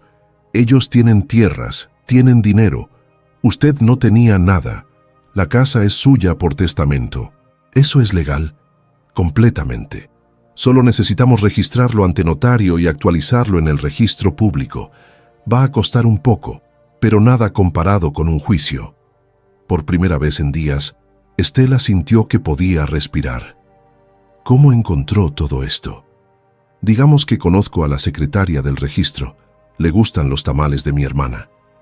Guiñó el ojo. Esa noche, Estela reunió a sus hijos alrededor de la mesa. Sacó la Biblia enterrada y la abrió en la página donde estaba escrito el nombre de Jacinta. «Niños, quiero contarles una historia», dijo con voz suave. «Hace muchos años, una mujer llamada Jacinta vivía en esta casa. Era la bisabuela de ustedes. Y antes de morir dejó escrito que esta casa sería para el nieto que más la necesitara». «¿Y ese somos nosotros?», preguntó Lupita. «Sí, mi amor, somos nosotros». Martín tocó la Biblia. «¿Ella enterró esto?». «Creo que sí. Creo que sabía que un día alguien de su familia iba a necesitar encontrar esta Biblia. Y esa familia fuimos nosotros. Paco frunció el ceño. ¿Pero cómo sabía? Estela sonrió. No lo sé, pero creo que Dios le mostró. Toño se quedó pensativo. Entonces la Biblia no solo tenía palabras, tenía un plan. Exacto. Al día siguiente, Estela, Esteban y el licenciado Vargas se presentaron ante un notario en Durango. Registraron el testamento de Jacinta. Actualizaron la propiedad. Pusieron la casa oficialmente a nombre de Estela Ortiz de Salazar. Costó 3,000 pesos. El dinero salió de las donaciones que habían sobrado del tratamiento de Martín, pero valió cada centavo. Cuando Estela salió de la notaría con las escrituras en mano, sintió algo que no había sentido en meses: seguridad. No solo tenía una casa, tenía un hogar legal, registrado, protegido. Nadie podía quitárselo, pero alguien no estaba contento con eso. 2 días después, una camioneta negra subió por el sendero del cerro. Estela estaba colgando ropa cuando escuchó el motor. Los niños corrieron a esconderse detrás de la casa, asustados. De la camioneta bajaron Gustavo y Leonel. Venían vestidos con botas nuevas, camisas planchadas y sombreros caros. Berenice bajó detrás de ellos, con los labios pintados de rojo y una expresión de desprecio. «Estela», dijo Gustavo sin saludar. «Tenemos que hablar». Ella dejó la ropa en el tendedero y caminó hacia ellos con la barbilla en alto. Ya no era la viuda quebrada que había recibido un papel miserable hace meses. Era otra mujer, una mujer que había peleado, que había orado, que había vencido. «Hablen», dijo con voz firme. Leonel sacó un papel del bolsillo. «Esta casa nos pertenece. Papá nos la dejó a los 3, no solo a Rodrigo. Y tú no tienes derecho a quedarte con ella. Están equivocados». Estela sacó las escrituras de su bolsa. «Esta casa me la dejó Jacinta Salazar. Su testamento es claro y ya está registrado legalmente». Gustavo le arrebató el papel de las manos y lo leyó rápido. Su rostro se puso rojo. «Esto es trampa. Tú manipulaste todo». «No manipulé nada. Solo encontré la verdad que ustedes escondieron». Berenice se adelantó. «Eres una lagarta, una aprovechada. Te quedas con lo que no te corresponde». Estela no retrocedió. «Me quedé con lo que me correspondía por necesidad. Ustedes tienen ranchos, ganado, tierras. Yo no tenía nada, y esta casa era para quien más la necesitara. Eso dice el testamento». «Vamos a pelear esto», amenazó Gustavo. «Vamos a ir a los tribunales». «Háganlo». Estela cruzó los brazos. «Pero van a perder, y van a quedar como lo que son. Gente que le quitó todo a una viuda y a sus hijos». El silencio que siguió fue denso, cargado de rabia contenida. Gustavo apretó el papel en su puño. Leonel escupió en el suelo. Berenice soltó una risa amarga. «Esto no termina aquí», dijo Gustavo antes de subirse a la camioneta. Los 3 se fueron levantando una nube de polvo. Estela los observó alejarse sin parpadear. Cuando el sonido del motor se perdió entre los árboles, sus piernas cedieron. Se sentó en el suelo temblando. Toño salió de su escondite y corrió hacia ella. «Mamá, ¿estás bien?» Ella lo abrazó fuerte. «Sí, estoy bien. Ya pasó». Pero esa noche, mientras todos dormían, Estela no podía conciliar el sueño. Se sentó en el porche con la Biblia en las manos. La abrió en una página al azar. Sus ojos cayeron en el Salmo 27, versículo 1. Estaba subrayado con el mismo lápiz rojo. «El Señor es mi luz y mi salvación. ¿De quién temeré? El Señor es la fortaleza de mi vida. ¿De quién he de atemorizarme?». Leyó el versículo 3 veces. Con cada lectura, algo dentro de ella se asentaba. No era solo la casa lo que había ganado. Era la certeza de que no estaba sola. Nunca lo había estado. Se quedó ahí, bajo las estrellas, sintiendo la brisa fría de la sierra sobre su rostro. Y por primera vez desde que Rodrigo había muerto, sintió que todo iba a estar bien. Pero en algún lugar del pueblo, en una cantina oscura y llena de humo, Gustavo y Leonel bebían tequila y planeaban su venganza. Y en la mañana siguiente, cuando Estela bajara al arroyo por agua, encontraría algo que le helaría la sangre. una cruz negra pintada en la puerta de su casa, y debajo escrito con pintura roja que parecía sangre: «Esto no termina aquí». Estela se quedó paralizada frente a la puerta de su casa.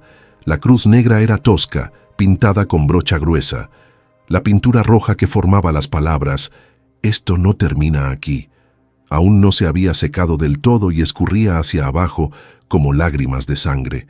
El balde con agua del arroyo se le cayó de las manos, derramándose sobre sus pies descalzos. «Mamá». La voz de Lupita llegó desde adentro. «¿Por qué tardas?». Estela reaccionó rápido. No podía dejar que los niños vieran eso.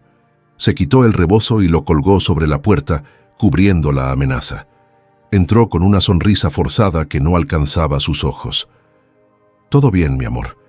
Se me cayó el agua. Voy por más». Pero Toño ya estaba en la ventana, mirando hacia afuera con el ceño fruncido. Había visto algo. Estela lo supo por la forma en que apretaba la mandíbula, igual que su padre cuando algo lo enfurecía. «Toño, ven a ayudarme con el desayuno», dijo con voz firme. El niño obedeció, pero su mirada decía que sabía, y que no iba a quedarse callado. Después de dar de comer a los niños y mandarlos a jugar al arroyo, con la instrucción estricta de no separarse, Estela bajó corriendo al pueblo. El camino de 3 kilómetros nunca le había parecido tan largo. El sol quemaba, el polvo se le metía en los zapatos rotos, el corazón le latía tan fuerte que le dolía el pecho. Llegó a la comandancia de policía jadeando. Era un edificio pequeño de adobe, con una bandera mexicana descolorida colgando sobre la puerta. Adentro, un solo agente dormitaba en una silla con los pies sobre el escritorio.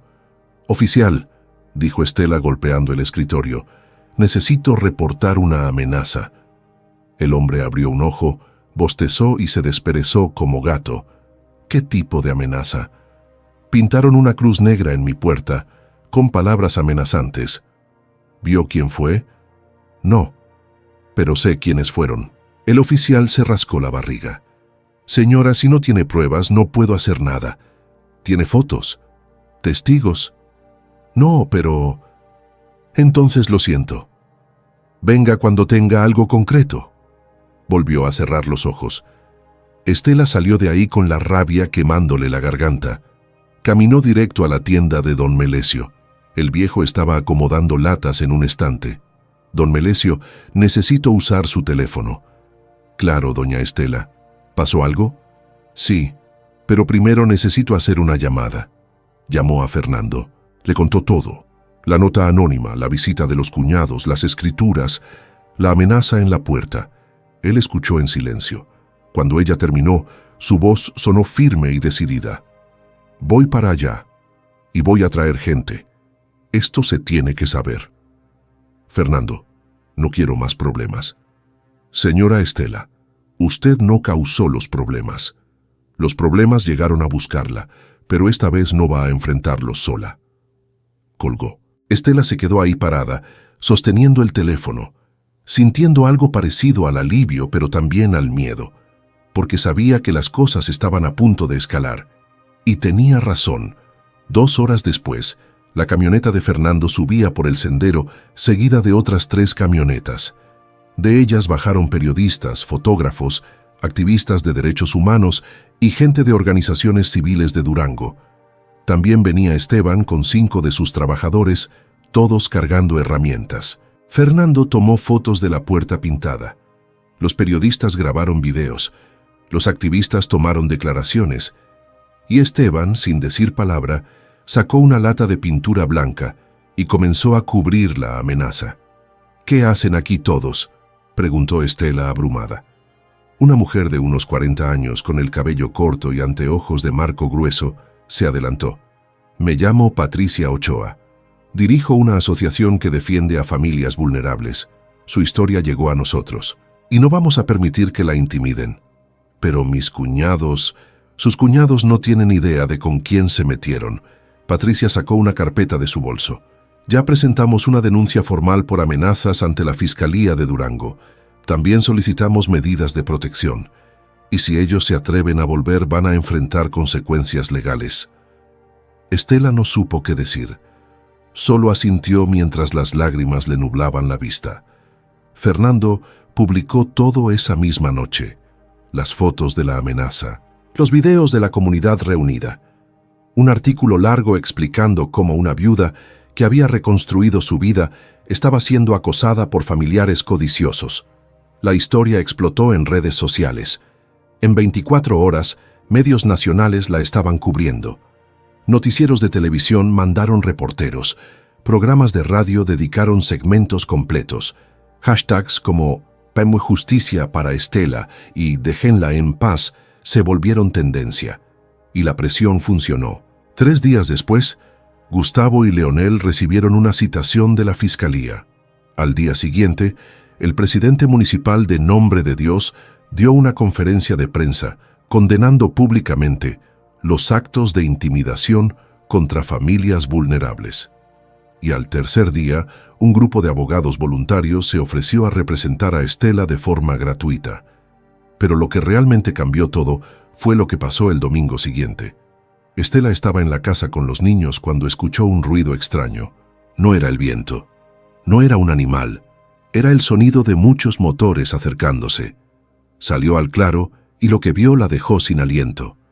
Docenas de vehículos subían por el sendero. Camionetas, carros, motos, hasta bicicletas. Venían familias enteras, padres, madres, niños, abuelos. Traían pancartas que decían: «Estela no está sola.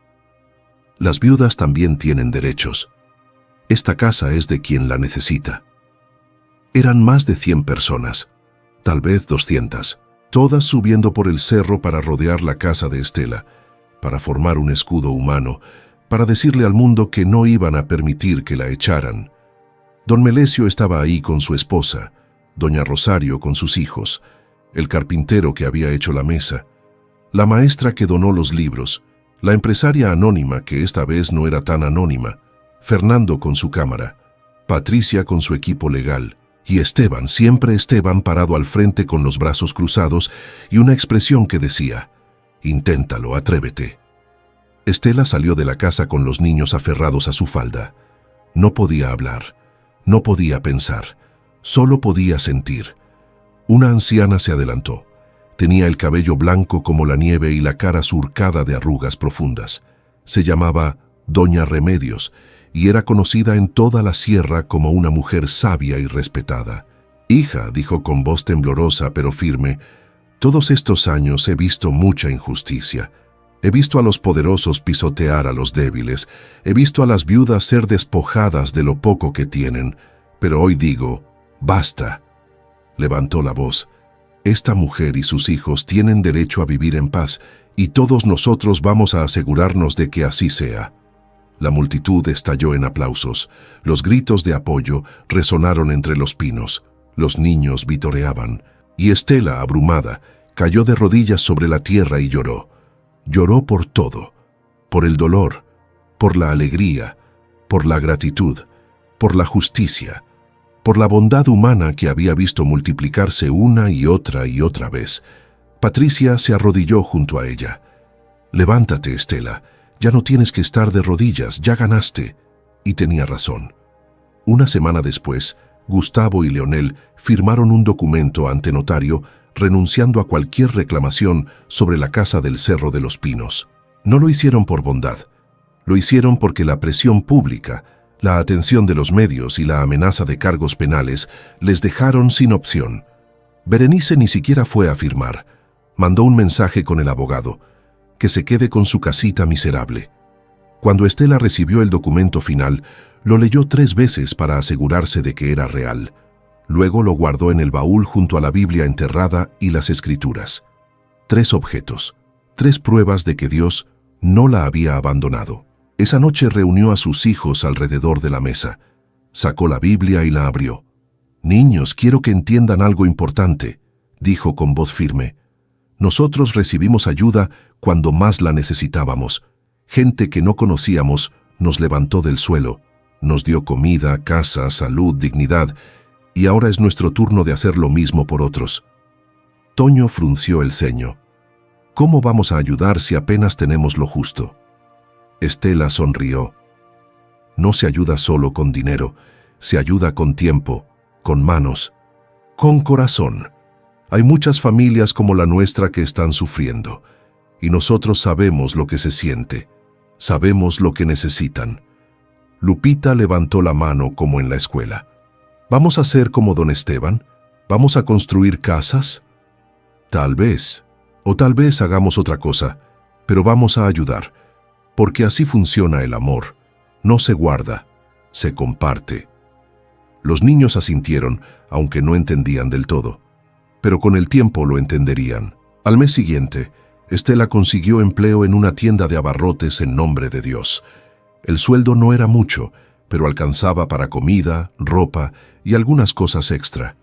Los niños entraron a la escuela del pueblo, Toño en 6º grado, Lupita en 4º, los gemelos en 2º.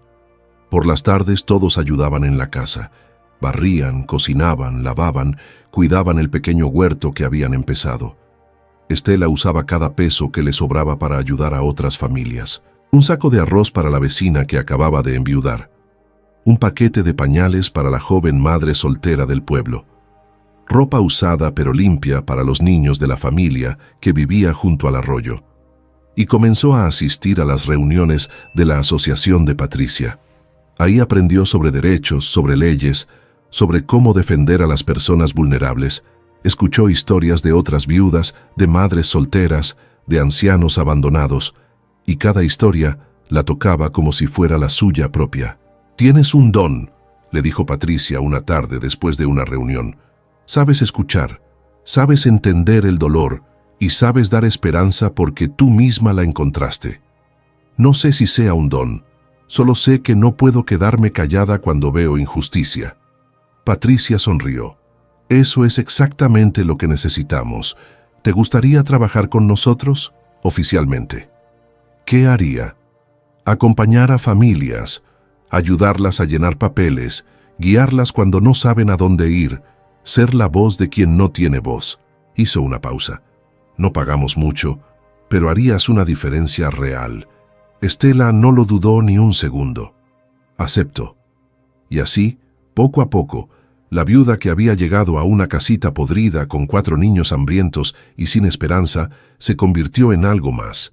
Se convirtió en defensora, en guía, en luz para otros que caminaban en la oscuridad. 6 meses después de firmar los papeles con sus cuñados, Estela estaba en la Plaza de Nombre de Dios, organizando una colecta de ropa para familias desplazadas de la sierra.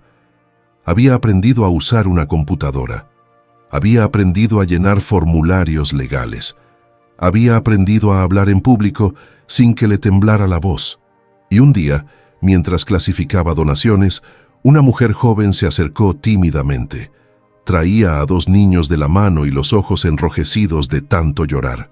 «¿Usted es Estela Ortiz?», preguntó con voz quebrada. «Sí». La mujer se derrumbó. «Por favor, ayúdeme. Mi esposo murió hace un mes. Su familia me echó de la casa. No tengo a dónde ir con mis hijos. No tengo dinero. No tengo nada». Las lágrimas corrían por sus mejillas. Leí su historia y pensé que tal vez usted pudiera entenderme. Estela rodeó el escritorio improvisado y abrazó a la mujer. «Te entiendo. Claro que te entiendo». La separó suavemente y la miró a los ojos. «¿Cómo te llamas?» «Alma». «Alma, mírame bien. Hace un año yo estaba exactamente donde tú estás ahora. Y te voy a decir lo mismo que me dijeron a mí. No estás sola. Vamos a encontrarte un lugar donde vivir. Vamos a conseguirte ayuda legal. Vamos a asegurarnos de que tú y tus hijos estén bien». Le apretó las manos. «¿Me crees?» Alma asintió entre sollozos. «Sí». «Entonces, vamos a empezar ahora mismo». Esa noche, cuando Estela regresó a su casa en la sierra, los niños ya habían cenado y estaban haciendo tarea en la mesa. El fuego crepitaba en la estufa. El olor a frijoles refritos llenaba el aire. Las paredes blancas brillaban bajo la luz de las lámparas. Todo estaba en orden. Todo estaba en paz.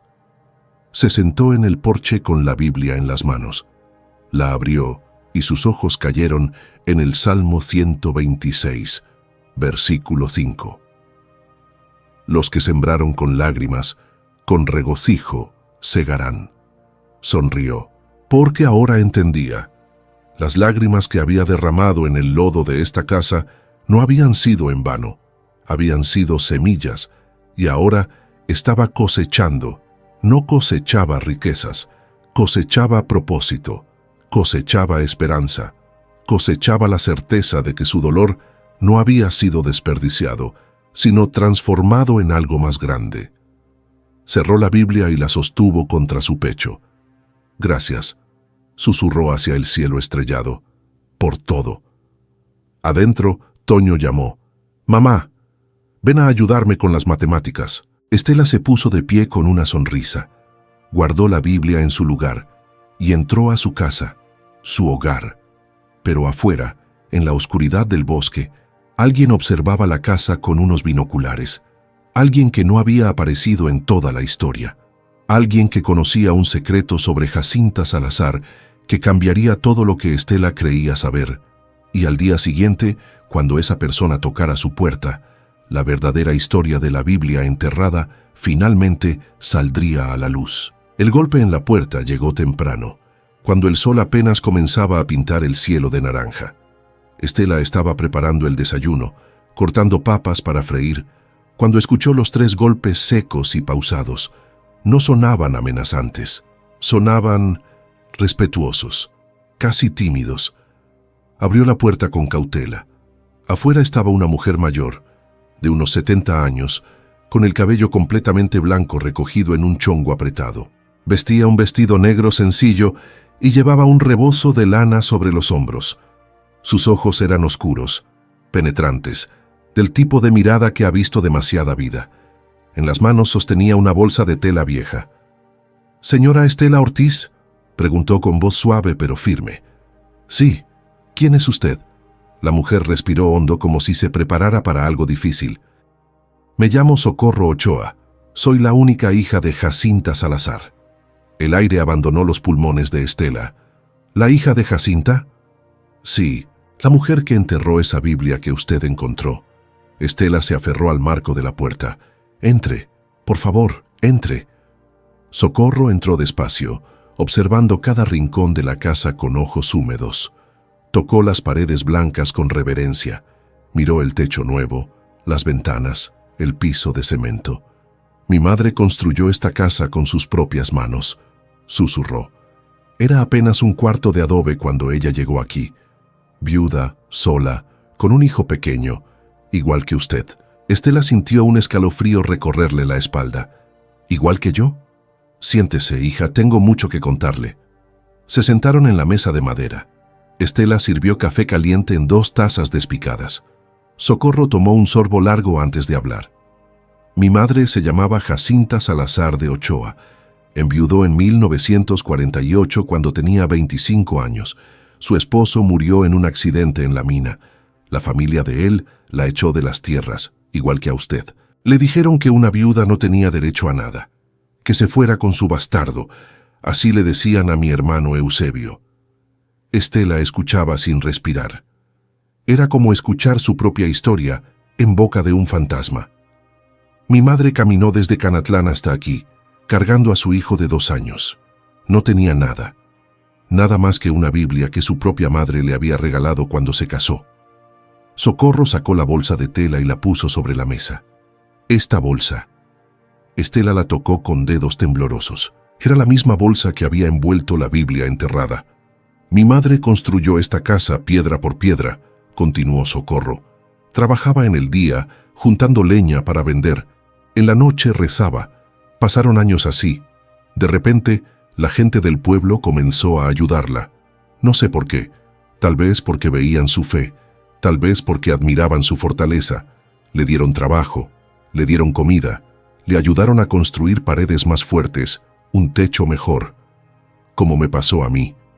Exactamente como le pasó a usted». Socorro tomó otro sorbo de café. «Mi madre siempre decía que Dios le había hablado en esta casa, que una noche, cuando estaba a punto de rendirse, abrió su Biblia y encontró un versículo que le cambió la vida. Nunca me dijo cuál, pero desde ese día ella se convirtió en otra mujer. Comenzó a ayudar a otras viudas, a otras mujeres solas. Se hizo conocida en toda la sierra como la mujer que defendía a los indefensos. Las lágrimas corrían por las mejillas de Estela. ¿Por qué enterró la Biblia?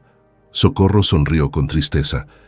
Porque antes de morir, en 1995, tuvo una visión, o eso decía ella.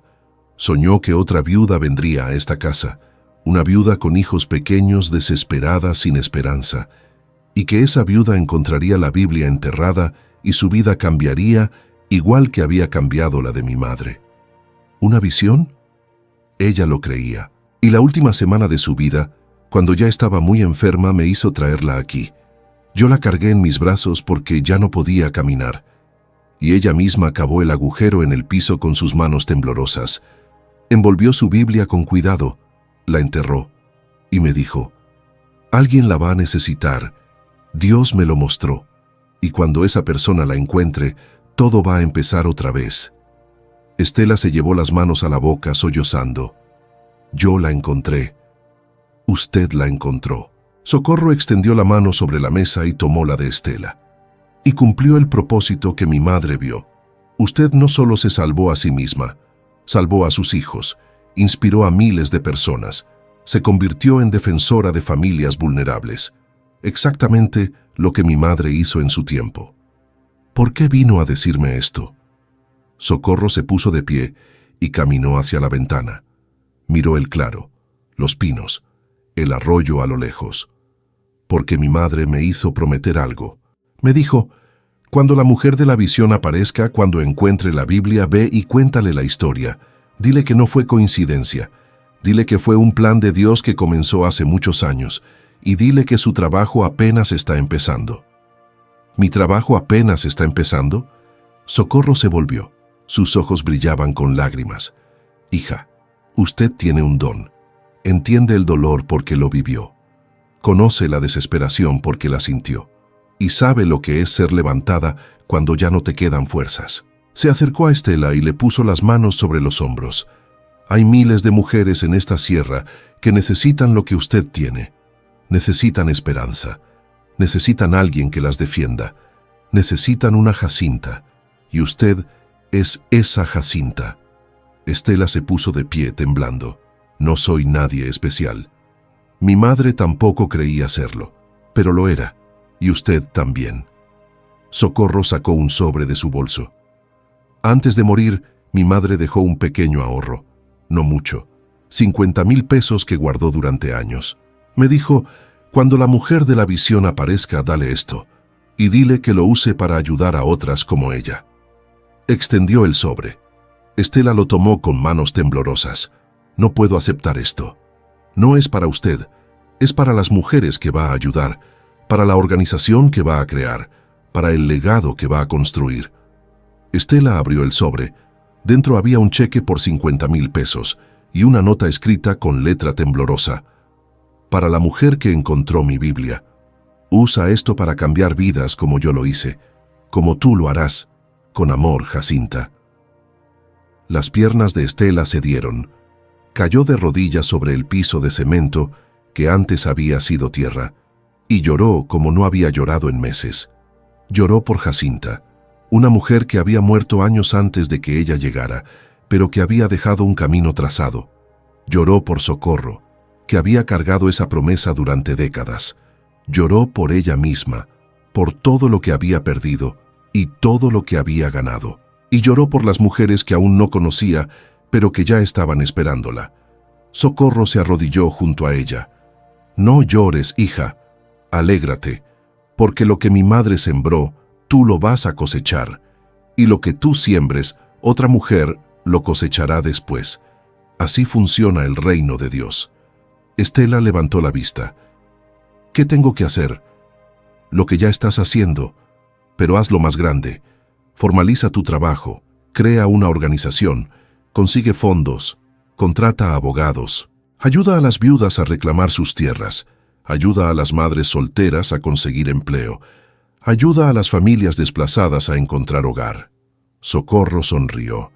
«Y cuando ya no puedas más, entrena a alguien para que continúe después de ti, porque este trabajo no termina, nunca termina».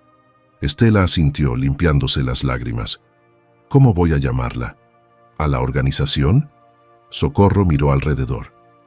Llámala como esta casa, como el lugar donde todo cambió. Estela siguió su mirada, y entonces supo. Casa de los Pinos, refugio para familias vulnerables. Perfecto. Socorro se quedó toda la mañana. Conoció a los niños. Les contó historias de Jacinta, de cómo había levantado esta casa con sus manos callosas, de cómo había defendido a las viudas cuando nadie más lo hacía. Toño escuchaba con los ojos muy abiertos. Lupita tomaba notas en un cuaderno. Los gemelos hacían 1000 preguntas. Cuando Socorro se fue, ya cerca del mediodía, abrazó a Estela en la puerta. Mi madre estaría orgullosa de ti. Yo estoy orgullosa de ti. Y todas las mujeres que vas a ayudar estarán agradecidas contigo. ¿Volverá a visitarnos? Claro que sí. Esta también es mi casa. Sonrió. Y ahora es la casa de todas las que la necesiten. Se fue caminando por el sendero despacio, con el rebozo ondeando al viento. Estela la observó hasta que desapareció entre los pinos. Esa tarde llamó a Patricia. Le contó todo: la visita de Socorro, el dinero de Jacinta, el plan de crear una organización formal. Patricia se quedó en silencio por un momento. Luego: Estela, esto es enorme. Con ese dinero podemos registrar la organización, rentar una oficina pequeña, contratar un abogado de medio tiempo. Podemos empezar a hacer esto en serio. ¿Crees que funcione? Sé que va a funcionar, porque ya está funcionando. Solo le vamos a poner nombre y estructura. Los siguientes meses fueron un torbellino. Estela, Patricia y un grupo de voluntarios registraron oficialmente la organización Casa de los Pinos, AC. Rentaron un cuartito en la Plaza de Nombre de Dios. Pusieron una mesa, 2 sillas, una computadora donada y un letrero en la puerta: ayuda legal y apoyo para familias vulnerables. La primera semana llegaron 3 mujeres, la segunda semana 10. Al mes tenían una lista de espera de 30 familias. Estela trabajaba de sol a sol, llenaba formularios, acompañaba a las mujeres a las oficinas de gobierno, negociaba con abogados, organizaba colectas, daba pláticas en escuelas sobre derechos de las viudas y madres solteras, y cada noche, sin importar cuán cansada estuviera, regresaba a su casa en la sierra, cenaba con sus hijos, leía la Biblia de Jacinta y daba gracias. 6 meses después de la visita de Socorro, Casa de los Pinos había ayudado a 42 familias. Habían recuperado tierras para 7 viudas. Habían conseguido empleo para 12 madres solteras. Habían reubicado a 3 familias desplazadas y habían iniciado procesos legales contra 5 casos de despojo. Fernando publicó un artículo sobre el primer aniversario de la organización. La foto principal era de Estela parada frente a la oficina, rodeada de todas las mujeres a las que había ayudado. El titular decía: de la casita podrida a la casa de esperanza. La viuda que se convirtió en salvavidas de cientos. El artículo se volvió viral otra vez, y con él llegaron más donaciones. Una fundación internacional ofreció fondos. Una universidad propuso hacer un documental. Una editorial quiso publicar su historia en un libro, pero Estela rechazó casi todo. No quiero fama, le dijo a Fernando. Quiero que las mujeres que ayudamos tengan voz, que sus historias se cuenten, no la mía. Tu historia ya se cuenta sola, respondió él. Ahora se trata de multiplicarla. Y eso hizo. 2 años después de encontrar la Biblia enterrada, Estela estaba parada frente a un auditorio lleno de gente en Durango. Había sido invitada a dar una conferencia sobre defensa de derechos de familias vulnerables. Al principio había dicho que no. No soy oradora, protestó. Pero Patricia insistió.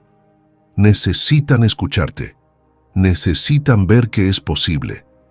Subió al estrado con las piernas temblando. Miró al público. Había funcionarios de gobierno, activistas, estudiantes, periodistas, y en la primera fila sus 4 hijos. Toño de 14 años, Lupita de 12, los gemelos de 9. Todos vestidos con ropa limpia, con zapatos buenos, con las caras llenas de orgullo. Estela respiró hondo y comenzó. Hace 2 años yo no tenía nada. No tenía casa. No tenía comida, no tenía esperanza. Solo tenía 4 hijos que dependían de mí y un documento que decía que me tocaba una casita podrida en medio de la nada. Hizo una pausa. Esa casita se convirtió en mi hogar, pero más que eso, se convirtió en un símbolo de que cuando todo parece perdido, cuando la oscuridad es total, siempre hay una luz. A veces esa luz es una Biblia enterrada, a veces es un extraño con una cámara, a veces es un albañil viudo que entiende tu dolor, y a veces esa luz eres tú misma, decidiendo que no te vas a rendir. El auditorio estaba en silencio absoluto. Hoy, Casa de los Pinos ha ayudado a más de 120 familias, pero no lo hicimos solos. Lo hicimos porque miles de personas decidieron que la injusticia no podía quedar sin respuesta, que las viudas tienen derechos, que las madres solteras merecen apoyo, que las familias vulnerables no están solas. Levantó la voz. Y les digo esto, si una mujer que no tenía nada pudo levantar una organización que cambia vidas, imaginen lo que todos ustedes pueden hacer. Los aplausos estallaron como trueno. La gente se puso de pie. Los flashes de las cámaras brillaban como estrellas. Pero Estela solo tenía ojos para sus hijos, que la miraban llorando y sonriendo al mismo tiempo. Cuando bajó del estrado, Toño la abrazó fuerte. «Mamá, estoy orgulloso de ti». Lupita se colgó de su brazo. «Cuando sea grande, quiero ser como tú». Paco y Martín la abrazaron por la cintura. «Te queremos, mamá». Y Estela, rodeada de sus hijos, en medio de ese auditorio lleno de esperanza y posibilidades, supo que todo había valido la pena. Cada lágrima, cada noche de miedo, cada momento de desesperación, todo había sido parte del camino. Esa noche, de regreso en su casa en la sierra, Estela sacó la Biblia de Jacinta, la abrió en la última página y con una pluma de tinta azul escribió debajo del nombre de Jacinta: Estela Ortiz de Salazar. Encontré esta Biblia cuando lo había perdido todo. Me salvó, me levantó, me enseñó a ayudar a otras. Que quien la encuentre después de mí sepa, los milagros existen, la bondad vence, y Dios nunca abandona a sus hijos. Cerró la Biblia con cuidado, no la volvió a enterrar.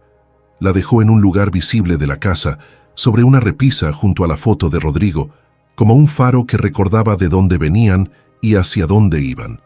Los años pasaron. Casa de los Pinos creció. Abrieron una segunda oficina en Canatlán, luego una tercera en Durango. Ayudaron a cientos de familias, recuperaron tierras, defendieron derechos, cambiaron leyes. Toño se hizo abogado y se unió al equipo legal de la organización. Lupita estudió trabajo social y se especializó en apoyo psicológico para viudas. Paco se hizo arquitecto y diseñaba casas económicas para familias de bajos recursos. Martín, el niño que había vencido al cáncer, estudió medicina y regresó a la sierra a atender a la gente que más lo necesitaba. Y Estela, ahora con el cabello salpicado de canas y las manos marcadas por el trabajo, seguía siendo la directora de Casa de los Pinos. Seguía escuchando historias de dolor, seguía secando lágrimas, seguía levantando a quien había caído, porque eso era lo que Jacinta había hecho, y eso era lo que ella haría hasta el último de sus días. Una tarde de diciembre, 20 años después de encontrar la Biblia enterrada, Estela estaba sentada en el porche de su casa. La casa lucía hermosa. Habían agregado un cuarto más. Habían plantado árboles frutales. Habían construido un pequeño salón comunitario donde se reunían las familias de la organización. Socorro, ahora de 90 años y con el cuerpo frágil pero el espíritu intacto, estaba sentada junto a ella. ¿Te arrepientes de algo?, preguntó la anciana. Estela miró el horizonte donde el sol se ponía sobre las montañas. De nada, absolutamente de nada. Mi madre estaría orgullosa. Yo estoy agradecida. Estela tomó la mano arrugada de Socorro. Por ella, por ti, por todos. Socorro sonrió. ¿Sabes qué es lo más hermoso de todo esto? Que en algún lugar en este momento hay otra mujer desesperada, otra viuda, otra madre sola, y tal vez, solo tal vez, alguien que tú ayudaste la va a ayudar a ella. Y así seguirá, por generaciones, como un río que nunca se seca. Estela cerró los ojos y en su mente vio las caras de todas las mujeres que había ayudado. Alma, la primera; Rosa, la segunda; Graciela, Sofía, Luz, Mercedes, Teresa. Cientos de nombres, cientos de historias, cientos de vidas cambiadas. Y supo con la certeza que solo da la fe probada en fuego que el propósito de su dolor había sido convertirse en el puente que otras cruzarían para salir de la oscuridad. «Gracias, Dios», susurró, «por la casita podrida que se convirtió en hogar, por la Biblia que me encontró cuando más la necesitaba, y por darme la oportunidad de devolver lo que me diste». El viento sopló suave entre los pinos. Las estrellas comenzaron a aparecer en el cielo púrpura, y en algún lugar de la sierra, una mujer joven con 2 niños pequeños caminaba por un sendero polvoriento, buscando refugio. Mañana llegaría a la oficina de Casa de los Pinos, y ahí Estela la estaría esperando, con los brazos abiertos, con las palabras justas y con la promesa de que nadie, absolutamente nadie, estaría solo mientras ella pudiera evitarlo. Porque eso era lo que significaba ser una casa de los pinos, un refugio para quien no lo tiene, una esperanza para quien la perdió, un milagro para quien dejó de creer en ellos. Y todo había comenzado con una casita podrida, una Biblia enterrada y una viuda que se negó a rendirse. Si te emocionaste con esta historia, suscríbete a nuestro canal, porque las próximas historias serán aún mejores. Un fuerte abrazo.